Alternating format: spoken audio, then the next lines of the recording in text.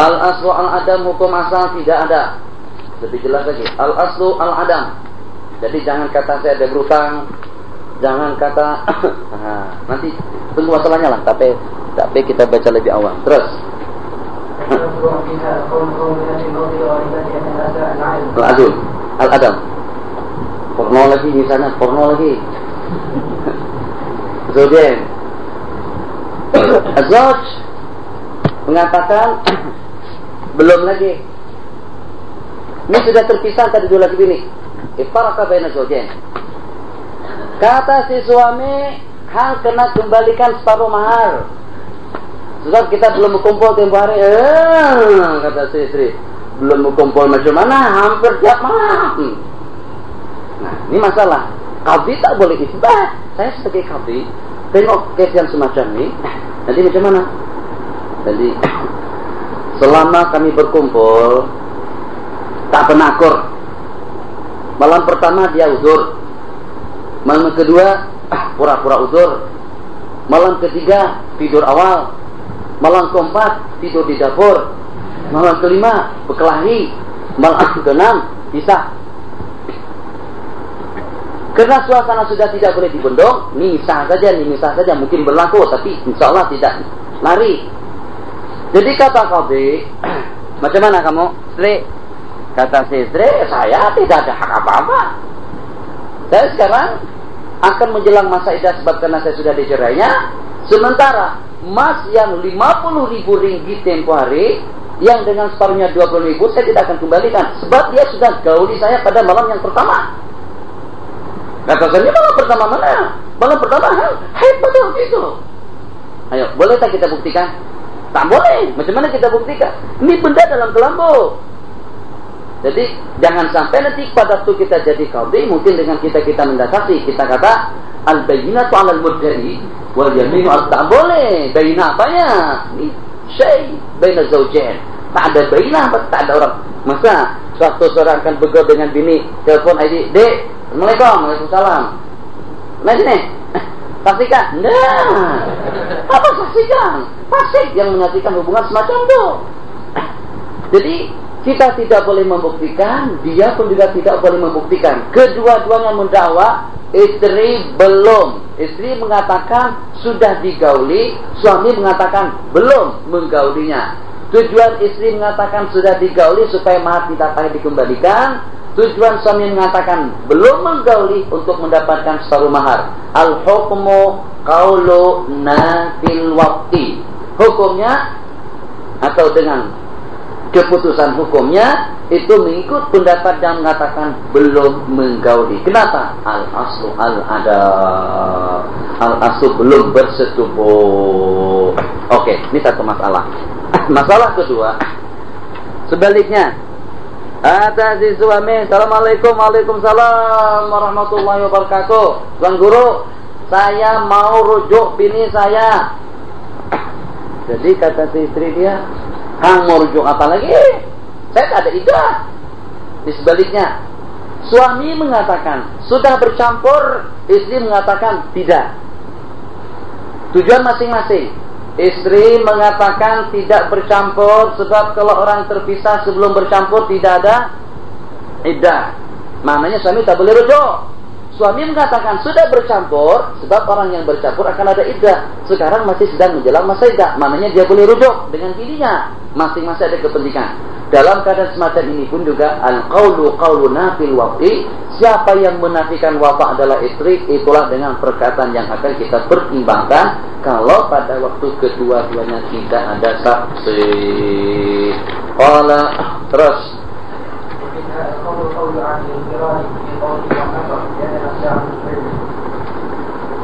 ini semuanya panjang. Tadi sudah kita baca masalah qira'ah.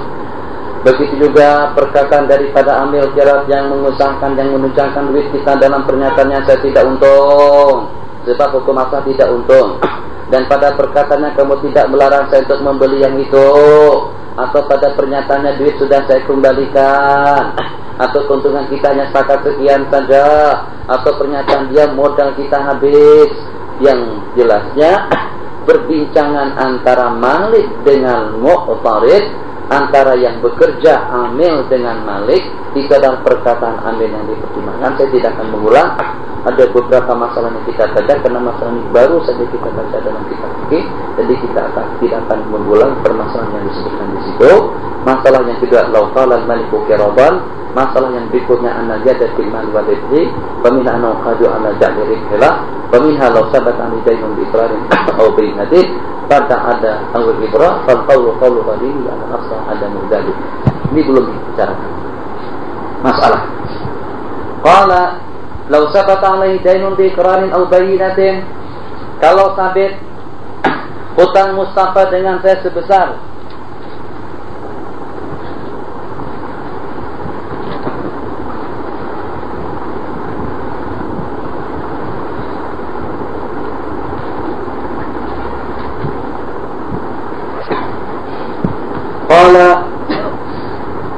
kalau sabit dengan pengakuan seseorang bahwasanya dia ada hutang.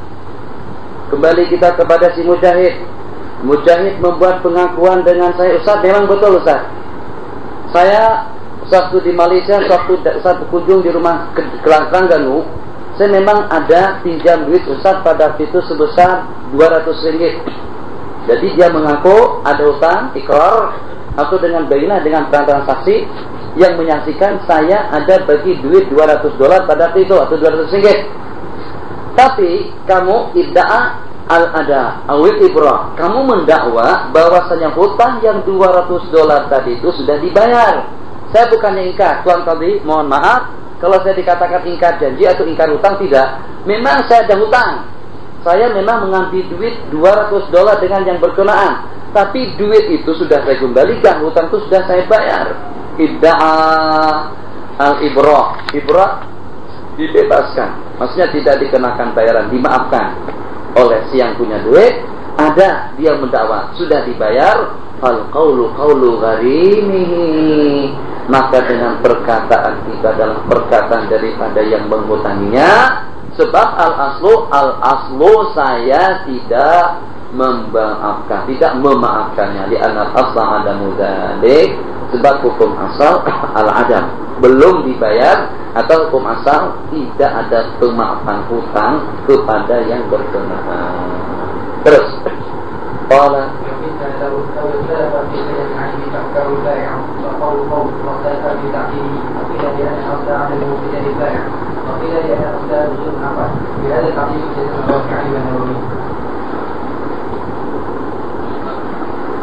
kereta diletakkan di depan rumah. Assalamualaikum. Waalaikumsalam. Ustaz, saya datang kemari mau mengembalikan kereta. Ustaz, saya kata masuk kita tak ada janji, pembicaraan kita sudah terputus. Kemarin tak ada janji situ akan mengembalikan kereta. Ya memang Ustaz tidak ada janji saya akan mengembalikan kereta, tapi ternyata dengan kereta Ustaz itu rusak. Jadi saya mengembalikan kereta Ustaz sekarang ini berdasarkan dengan hukum yang mengatakan boleh kita mengembalikan sesuatu kalau rusak, yang disebut dengan khiyarul ain. Jadi pada waktu itu setelah seminggu kereta saya di rumah dia kembalikan pada hari yang ke-7 atau hari ke-8 dengan alasan kereta saya rusak, atau dengan tip ini rusak dan kaset ini rusak. Tip saya sebut tip atau kaset.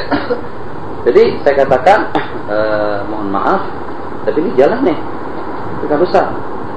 Jadi kata dia, Ustaz saya mau kembalikan. Saya kata kembalikan kenapa? Ustaz kena rusak. Saya katakan barang itu waktu kembali, waktu keluar daripada kedai saya dia masih elok. Yang merusakkan itu kamu. Nah sini khilaf.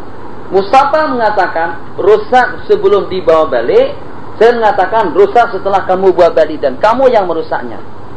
Jadi antara qidam dengan hudus, antara dahulu atau sekarang.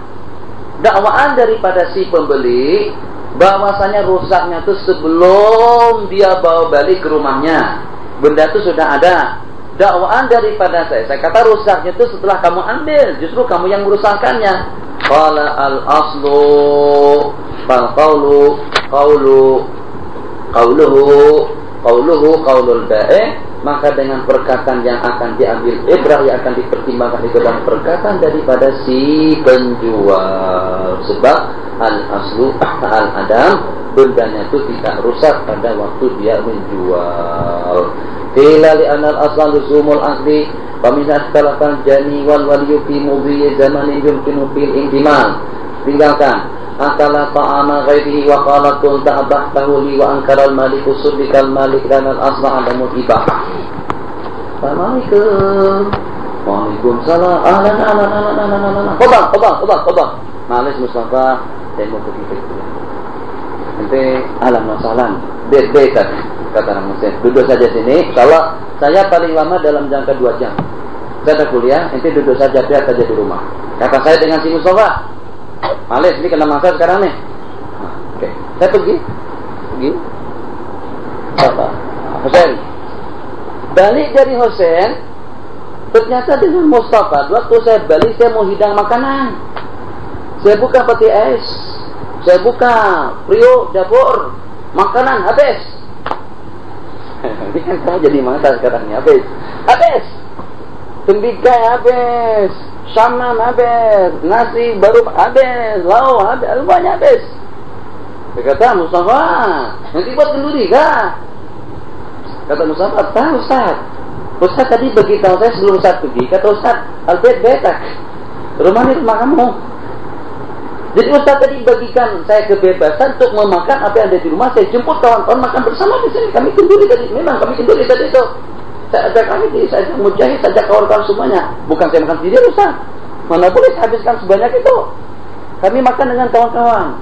Saya kata saya tidak membolehkan. Saya kata rumah ini anggap seperti rumah kamu. Dan nanti saya balik selepas 2 jam. Pak, kata Ustaz makan saja apa yang ada di rumah. Apa yang ada makan saja. Nah justru kami makan. Saya kata saya tidak menghalalkan makanan yang ada di rumah. Yang sangat bagi izin Anda masuk. Tapi bukan mengizinkan untuk memakan barang yang ada di rumah. Khilaf antara Malik dengan yang ada di rumah. Sekarang kedudukan hukum. Wajib tak Mustafa menggantikan makanan saya tadi itu? Wajib ganti? Hah? Wajib ganti? Wajib. Ada bacaannya wajib. Kenapa? Li'annal asla al-adam. Asal saya tidak mengizinkan. Allah, hati-hati. Ada lagi dalam bab kaidah yang agak teruk juga masalahnya. Itu kalau pada itu dengan kita tengok kawan kita itu tak mau musafah. Kalau ada kawan yang kedekut macam itu tuh, Anda kena fikirlah gimana cara untuk mengatasi masalah. Kasih jalan, naku. Kaki kan, dia kan, pergi ke sekali-sekali lah. Osal, kabar, banyak kawan kita tadi banyak masalah keborokot, tapi tak pernah jumpa kita. Jadi masalah keborokot, kalaulah ada pun, boleh belikan kami ya. Tak pernah belikan kita tu yang agak elit sedikit, yang agak mewah sedikit. Masalah keborokot, kabar, laham mandi misalnya, rus biryani. Yang sekali bayarnya 100 ringgit, 100 pound, itu tak pernah sama sekali. Kalaulah dia ajak kita pun tak lebih daripada makan roti es baladi saja. Okey. Tapi dia duit banyak. Jadi kita kata tenang kawan. Kalau situ tamu okeylah, tak ada masalah. Saya juga tak perlu meminta dengan benda-benda semacam itu. Di waktu dia pergi mandi, kita tarik duitnya 100 pound. Ambil duitnya. Telepon Kentucky, Assalamualaikum. Jadi yang size macam mana? Pak maunya pasang rus bil laban, ada itu rus bil jubna, ada rus bil kabar, bil apa dengan hati itu, rus bil kibdah, ada nasi, Kentucky, no, semuanya kosong keberapa? Habis 100 pound. Kira-kira dalam beberapa menit, buka, masuk, bayar duit 100. Baksis nus gini mau dia atau 5 gini tak ada masalah. Allah masalah. Jadi dengan si kawan kita dia masalah qadar. Kita makan istimewa hari ini. Ente tak mau bagi saya tak apalah, saya jamu kamu hari ini. Masya Allah. Tapi syaratnya kamu jangan makan. Jadi kita fadal yakin. Itik nih, itik. Ini khas itik dari Bangkok nih. Itik fadal. Makan. Wow, makan habis. Masya Allah, tabarakallah. Ini cerita habis ini saya baru pengalaman di Sarawak. Apa dari Sarawak sini ada Sarawak? Boleh angkat tangan. Sarawak siapa ada? Sarawak tak ada. Yang banyak Duduk Sarawak justru kawan-kawan kita dari Kelantan, kawan-kawan dari Kedah. Sebelum cerita itu tadi itu kita cerita Sarawak dulu sekejap. Jadi malam terakhir makan dengan menteri muda. Begitu istilahnya. Menteri muda, ada menteri muda. Hah? Menteri Sukan, menteri apa segala macam itu apa sebut? Atau yang akan jadi apa namanya, jadi sultan. Selama sana ada sultan kan? Nah. Jadi kata pada malam hari itu setelah majelis, dia majelisnya ada dua. Satu, majelis pertemuan ulama sedunia. Yang kedua, seminar tentang peranan ulama Nusantara, yang saya dilibatkan hadir pada hari itu untuk menyampaikan materi tentang Syekh Arsyad Al-Banjari, yang saya katakan Syekh Arsyad tempoh hari di antara daripada kehebatan beliau, usia panjang hampir tidak kurang daripada 105 tahun. Kemudian istri banyak, tak kurang daripada 11 orang. Kemudian anak banyak, tidak kurang daripada 30. Cucu banyak, tidak kurang daripada 114 orang. Beliau kaya umur 30, pergi ke Mekah ngaji 35 tahun di Mekah dan di Madinah, 30 tahun di Mekah, 5 tahun di Madinah, dan balik berdakwah ke Indonesia selama tidak kurang daripada 45 tahun. Umur panjang. Ala kulli hal, malam terakhir kita dijemput untuk makan bersama dengan menteri muda tadi itu. Jadi pada waktu itu satu meja, setelah ucapan habis, tiba waktunya untuk makan bersama. Jadi meja 10, ada yang 7, ada yang 8, tergantung jumlah kawan-kawan yang datang. Ada kenalan duduk situ, ada kenalan sini duduk sini. Jadi saya dengan kawan-kawan dari Kelantan. Jadi duduk. Kalau kesalahan itu 7 orang pada waktu itu, 7. Ada yang 10 lengkap, ada yang 7, ada yang 8. Pertama kali keluar pada waktu itu, Allahumma sholli ala sayyidina Muhammad. Ayam yang dipotong-potong, atau ayam apa namanya, pokoknya ada gulainya sedikit dan dipotong-potong. Jadi ayam saja, desakan 1 talam ayam dihidangkan, bagi dengan pada sebut mangkok kecil tu, itu dibagikan, isi makan, habis ayam, habis. Dengan tukang jaga dan juga dengan apa kita sebut dengan pelayan, sibuk lagi, jalan sana lagi jalan. Pertanyaan nanti saja, pertanyaan nanti dulu kita Sarawak dulu. Sarawak ini dekat dengan Kalimantan. Jadi Kalimantan kan Borneo kan, kami di bawah, kami Selatan Selatan, ini di sebelah barat kan, Kalimantan Timur, Barat, Utara, Selatan, Utara. Habis ayam, beberapa detik, bukan detik, menit berikutnya datang lagi pelayan membawa seumpama nasi bubur atau dengan kanji kita sebut. Jadi ada ayam, ada kanji dengan ayam, ada dengan apa. Pada waktu itu dihidang lagi 1 mangkok besar. Kau makan, habis. Ini yang kedua kali.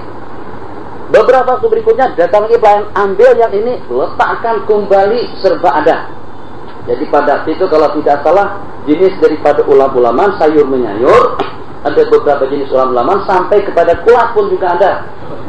Tahu kulat? Yang seperti payung loh, itu juga ada. Dihidangkan, habis. Yang jadi masalah, nasi tak ada lagi nih. Nasi, iya, kami ke cara makan. Jadi kami tuh sambil tengok, ya, atau sambil relek kan, kita ada kerjaan. Sebenarnya tadi kerjaan semuanya nganggur. Sebenarnya nganggurnya kau makan saja, dihidang makan. Jadi kau simbang makan habis. Ya, tak juga banyak, tak juga sedikit, yang jelas cukup. Yang keempat, pada itu datang 1 ekor dibawa lagi, dihidangkan lagi, ikan besar sekali. Sana ikan, masa udang besar-besar di Sarawak. Oh, sebesar ni, Masya Allah, tabarakallah. Susah jadi di Malaysia ada udang yang sampai 200 gereng satu. Di sana untuk 1,4 kilo ada, besar. Jadi dengan ikan dihidangkan, potong-potong lagi ikan tadi itu dibagi 7, makan lagi, kalau tak habis pun dihabiskan lagi, habis lagi ikan. Ayam, nasi atau kanji, kemudian lagi dengan sayur, tambah dengan ayam. Yang kelima kali daging saja. Astagfirullahaladzim, makan apa macam ni? Nasi tak ada, kita orang Asia kan, semuanya Asia. Jadi semuanya, ya, tak mau tanya lah, mungkin mau tanya, paling antara sama kita dia, ini nasi bila kira-kira nasi dia. So kita makan lauk saja ada. Jadi yang kelima tadi itu daging pun juga daging masak merah kalau tak salah. Masing-masing kapot yang walaupun tak habis, tapi 2/3 boleh dikatakan habis. Kembali daging datang kembali yang berikutnya, Allahumma shalli ala sayyidina Muhammad. Jenis apa yang seperti koppa, yang seperti apa yang daging yang dipotong-potong itu, apa tuh daging apa tuh, tak tahu saya nyebut namanya apa. Yang merah tuh, lansun apa lansun kata Arab. Yang jenis macam tu lagi, yang bulat-bulat bersemacam pendek kata, habis juga ya. Kali yang ketujuh baru keluar nasi goreng dengan lauk. Itu awal marah, mungkin akhir marah lah. Kecuali kalau pergi ke sana dan makan dengan Raja Sarawak atau dengan Sultan Sarawak, mungkin makan akan semacam itu lagi. Selepas itu baru dengan air buah atau dengan ais buah, baru untuk yang ke-8. Jadi tak kurang daripada 8 kali hidang. Saya hitung-hitung waktu tak kurang daripada 2 jam urusan makan saja pada malam. 2 jam duduk di situ. Ya Allah, semuanya Masya Allah tabarakallah. Tak boleh makan nasi lagi. Kita sudah lauk masuk di dalam sudah 7 tabakat, 7 lapis. Mau makan apa lagi? Nah, itu cerita Sarawak. Apa tadi cerita yang disingkat juga apa tadi?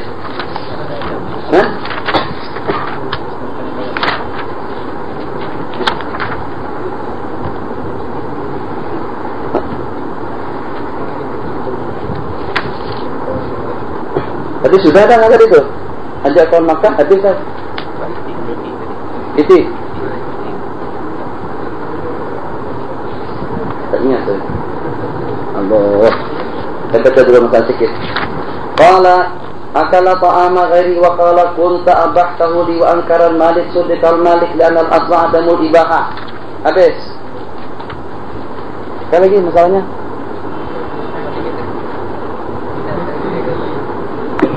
Kawan yang kamu ikut tadi. Oke, sama. Nah, total. Ketik. Makan. Habis. Allah. Itu sudah. Daging burung pun susah dicari. Di Indonesia musim-musiman saja, tiap musim ada daging burung. Masya Allah. Habis. Oke. Kali yang terakhir saya keluarkan entah macam masakan yang macam mana lagi. Jadi kalau kebetulan setelah selesai, Mustafa, saya itu bukan seperti ente kalau jemput saya pun takak pun, taknya saja. Coba tinggal saya, Masya Allah, tabarakallah, itu sampai puas makan, Masya Allah, tabarakallah, sampai kenyang. Atau kalau perlu, misalnya, yang pada tuh saya sekali-sekali mengincar-incar dengan ente, apa sekali-sekali lah kita makan kambing, beli kambing, kita kambing banyak. Tak mau juga Ustaz, kambing satu ekor kambing Ustaz. Di Mesir saja tak kurang daripada 700-800 pound Ustaz, mahal kambing. Ini macam mana, bukannya saya tak mau, tapi masalah tu nilainya tu terlalu mahal. Okey, saya bilang tak ada masalah. Saya tangkap kambing kamu dan saya sembelih, kemudian saya hidang. Tafadhal ya Mustafa. Ente kan sudah lama tak makan kambing. Sekarang saya hidangkan kambing buat anda. Bagaimana kalau kebetulan setelah kamu makan itu, makan kambing, makan segala-galanya yang saya hidangkan, saya tak makan. Terus akhirnya baru bahasa begitu. Saya kata Muhammad Sayyid Mustafa, yang semuanya tadi itu justru daripada $200 yang ada di dalam poket, yang ada dalam dompet kamu. Jadi,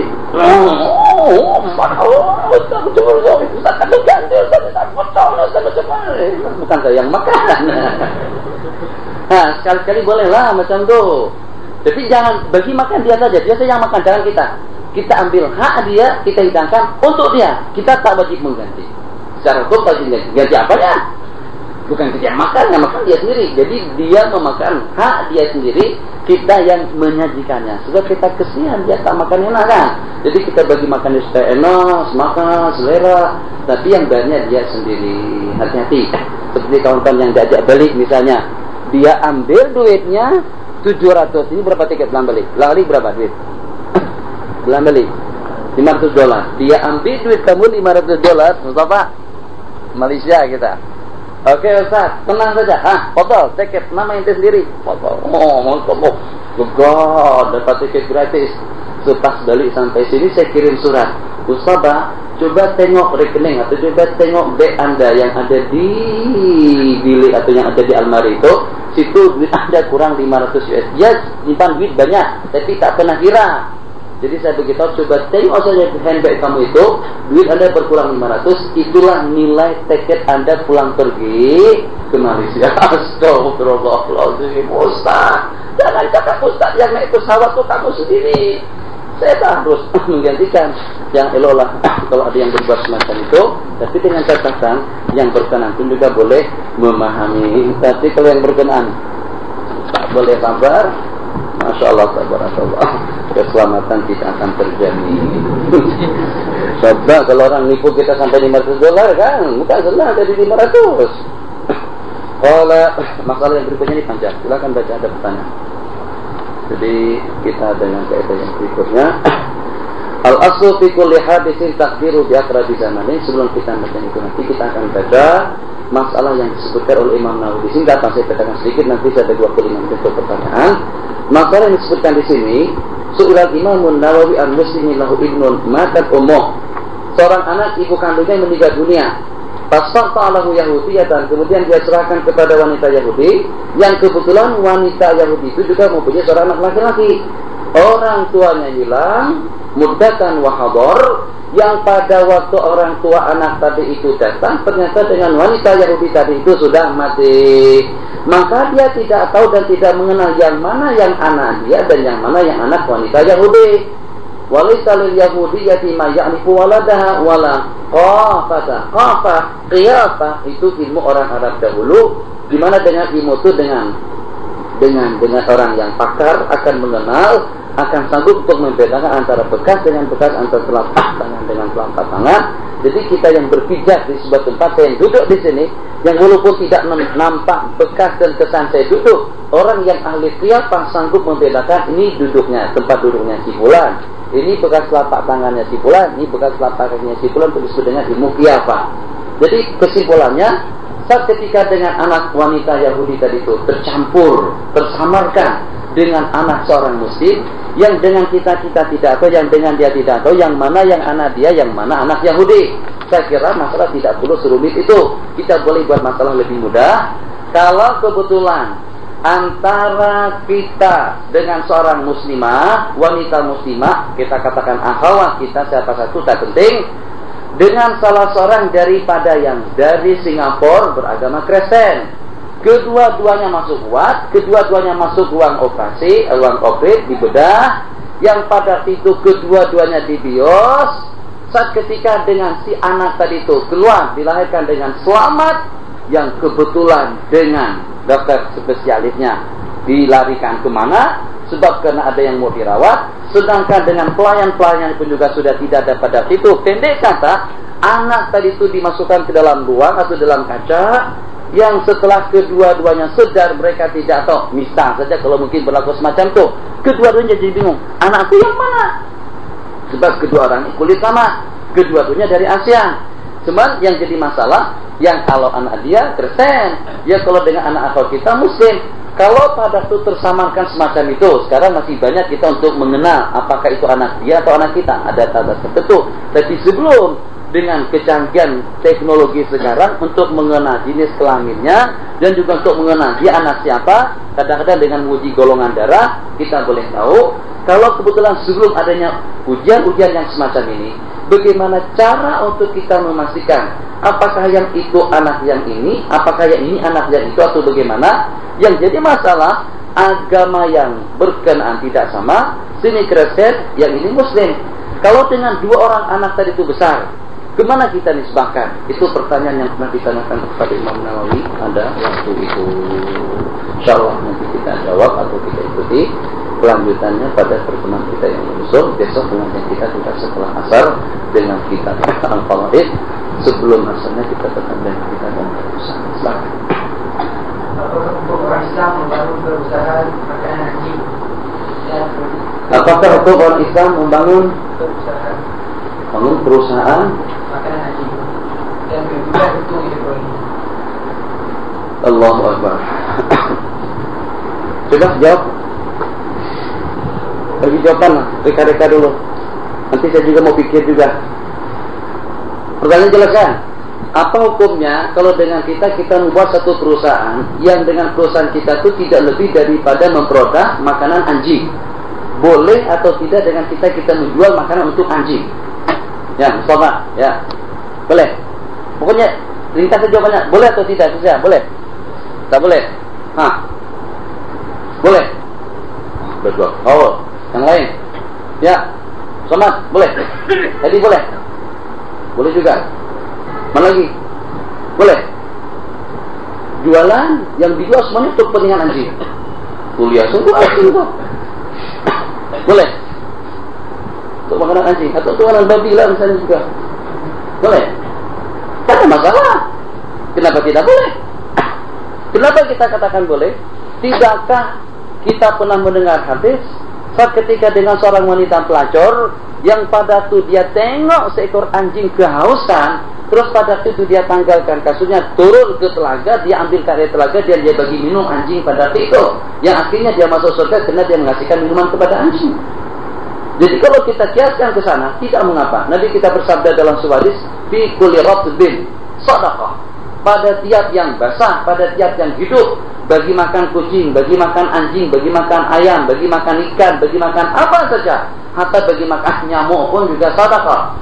Jadi misalnya bagi makan nyamuk itu sudah saya katakan, dan selalu saya buat misalnya semacam itu. Kalau setakat nyamuknya satu orang saja atau satu ekor saja tak apa. Dia ni, kita tak boleh tidur, bagi makan. Jadi kalau dia waktu menggigit kita, dia serap darah kita. Kalau pada itu dia sudah sampai kenyang, dia kalau kenyang nyamuk kalau kenyang mati. Kalau nyamuk itu kenyang mati, memudaratkan dia juga. Dia itu resiko dia. Jadi kalau nyamuk makan kenyang, dia berhenti. Dia sudah hinggap, tak terbang lagi, tak kacau kita boleh tidur. Nah, yang jadi masalah sebagaimana saya katakan tadi, catatannya satu saja. Nyamuk boleh minta sedekah dengan saya dan saya akan bagikan kamu setetes darah dengan syarat kamu tidak jemput kawan-kawannya. Kalau selepas gigit kita terus dia seru, dia jemput, dia undang kawan-kawannya, pesta situ saudara Ustaz, tahu tak? Masya Allah tabarakallah 10, yo Allah tambah terus kita. Nah kalau kita niatkan sedekah kepada nyamuk, insya Allah kita akan dapat pahala. Jadi kalau nyatakan satu jangan dimatikan, kesian dia. Coba bayangkan, coba secara logik lah kita berpikir sedikit. Secara logik dan secara lebih dewasa. Nyamuk yang diharapkannya tidak lebih daripada setetes darah, tak sampai setetes darah sikit saja. Paling kalau dengan nilainya pun kira-kira 2-3 ringgit saja. Apakah nyamuk yang mencuri 3 atau 2 jenis masri itu patut dibunuh? Kata nyamuk, saya nyatakan minta 2 ringgit saja, tapi justru dengan hukumannya hukuman mati. Ini bukan dadah ini. Alhamdulillah, innalillahi wa inna ilaihi rajiun.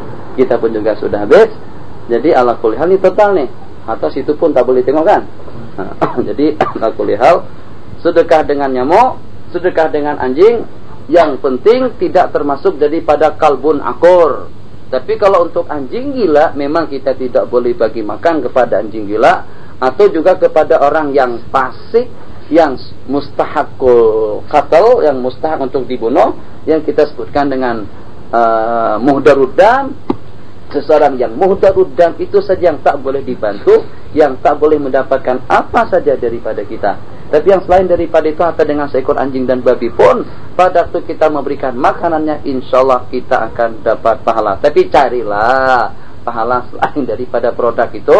Sebab kalau kita bagi makan secara tidak langsung, sepertinya dengan kita menginginkan ramai orang yang memelihara anjing di tempat kita. Wallahu a'lam. Wa sallallahu ala sayyidina Muhammad wa ala alihi wa sahbihi ajma'in. Rabbana atina fid dunya hasanah wa fil akhirati hasanah wa qina adzabannar. Alhamdulillah. Bismillahirrahmanirrahim. Alhamdulillahi rabbil alamin, wassalatu wassalamu ala asyrafil anbiya'i wal mursalin sayyidina Muhammad wa ala alihi wa sahbihi ajma'in. Rabbi shrah li sadri wa yassir li amri wahlul 'uqdatam min lisani yafqahu qawli wa ba'd. ومنها سئل الإمام النووي عن مسلم له ابن ماتت أمه.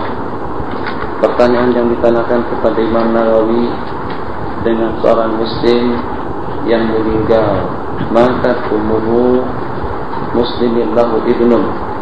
Seseorang mempunyai anak laki-laki yang kebetulan meninggal ibu kandungnya. Fastarda'a lahu yahudiyatan, sedangkan dengan wanita Yahudi yang menyusukan anaknya tadi itu sudah meninggal. Falam ya'rif ibnahu min ibniha, laki-laki muslim tadi itu tidak mengenal dan tidak sanggup membedakan antara anaknya dengan anak Yahudi. Walaysa lil yahudiyyati, dan juga dengan wanita Yahudi yang sudah meninggal pun juga tidak ada daripada keluarganya yang mengenal anak kandung Yahudi yang berkenaan.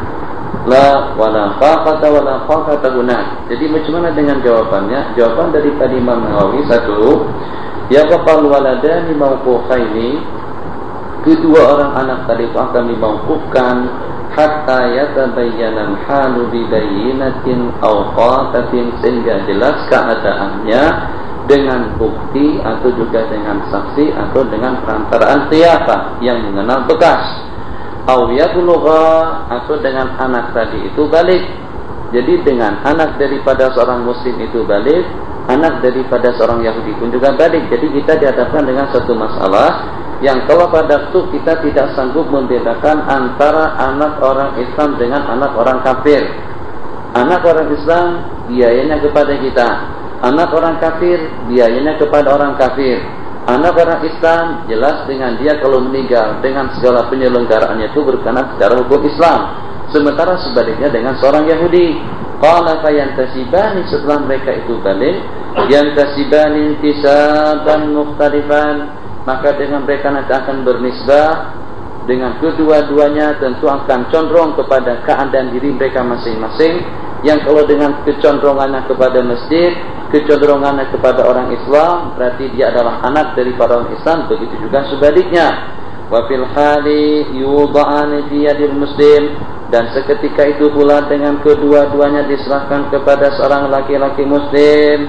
Fa in balagha wa lam tujad bayyinatun wala qafatun wa lam tasaba, setelah dengan kedua-duanya berusia 15 tahun, bayyinah tidak ada, qafah tidak ada, intisab daripada mereka pun juga tidak ada, damal waqfu, maka akan berkelanjutanlah hukum mauquf fima yarji'u ilan nasab, untuk kita memastikan kedudukan atau keturunan mereka masing-masing. Wa yutalattafu bihima, dan secara ramah tamah dengan kita mengajak keduanya untuk mengucapkan dua kalimat syahadat.